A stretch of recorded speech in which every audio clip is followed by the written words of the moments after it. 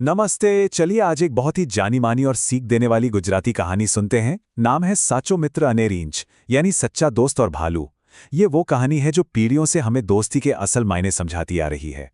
तो इस कहानी की शुरुआत ही एक बड़े गहरे सवाल से होती है कि भाई सच्ची दोस्ती की असली परीक्षा होती कब है। क्या बस अच्छे वक्त में साथ हंसना बोलना ही दोस्ती है, या फिर तब जब हालात मुश्किल हों और कोई साथ खड़ा रहे।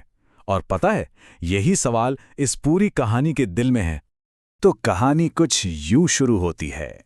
बात उस समय की है जब दो पक्के दोस्त एक घने जंगल से गुजर रहे थे। उस वक्त तो सब कुछ बिल्कुल ठीक ठाक लग रहा था। दोनों दोस्त अपनी ही मस्ती में बतियाते हुए आगे बढ़े जा रहे थे।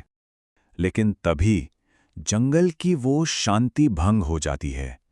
अचानक से उन्हें क्या दिखता है कि एक बहुत बड़ा भालू सीधा उन्हीं की तरफ चला आ रहा है।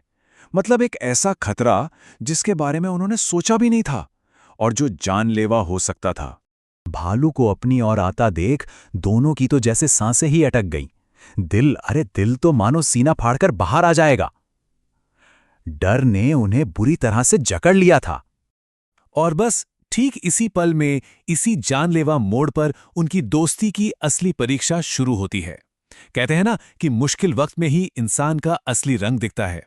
तो अब देखते हैं कि इन दोस्तों ने क्या किया। अब जो हुआ वो सच में बड़ा दिलचस्प है। दोनों दोस्तों ने बिल्कुल अलग अलग रास्ते अपनाए। एक ने तो खतरा देखते ही झट से खुद को बचाने की सोची और फुर्ती से एक पेड़ पर चढ़ गया, और दूसरा, उसने एक बिल्कुल ही अलग तरीका अपनाया। वो जमीन पर ही लेट गया। सोचिए, दो दोस्त और बचने के दो एकदम जुदा तरीके। तो पहले दोस्त का क्या हुआ? डर के मारे उसने एक पल भी नहीं गंवाया। बस अपनी जान बचाने की फिक्र थी उसे, और वो फटाफट पास के एक पेड़ पर चढ़ गया। और इस सब की जल्दबाजी में उसने एक बार भी अपने दोस्त के बारे में नहीं सोचा। उसे यूं ही अकेला भालू के सामने छोड़ दिया। मगर उस दोस्त का क्या जिसे पेड़ पर चढ़ना ही नहीं था? अब सोचिए, वो जमीन पर एकदम अकेला था।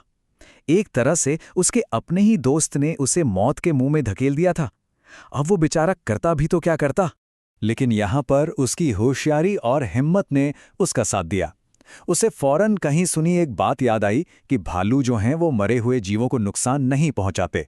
बस फिर क्या था, उसने तुरंत जमीन पर लेटकर अपनी सांस रोक ली, बिल्कुल एक मुर्दे की तरह मरने का नाटक करने लगा। और अब कहानी उस मोड़ पर आ जाती है जहां सबकी सांसें थम जाती हैं। अब भालू और जमीन पर बेजान पड़े उस दोस्त का आमना सामना होने वाला था।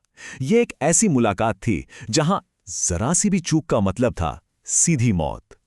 भालू धीरे धीरे उसके बिल्कुल पास आया।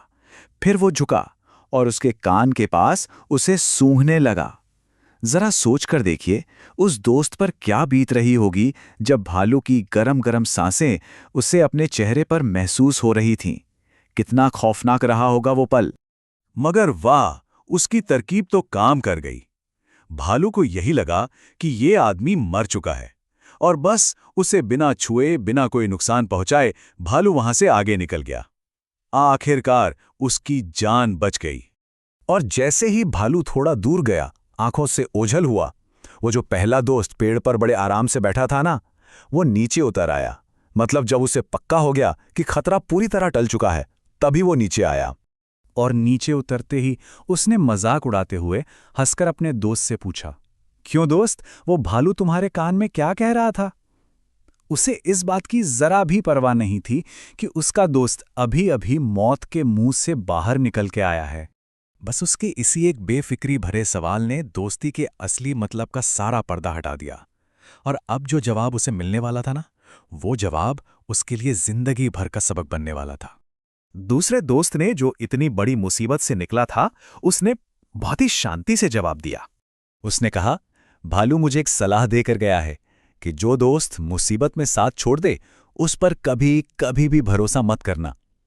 ये जवाब दोस्ती के नाम पर मिले उस धोखे पर एक जोरदार तमाचा था। तो ये कहानी हमें आखिर में इसी सवाल के साथ छोड़ जाती है कि आखिर सच्ची दोस्ती है क्या चीज? क्या ये मुश्किल में किसी के साथ डटे रहने का नाम है, या फिर सिर्फ खुद को बचाने की फितरत? इस सवाल पर सोचना तो बनता है ना?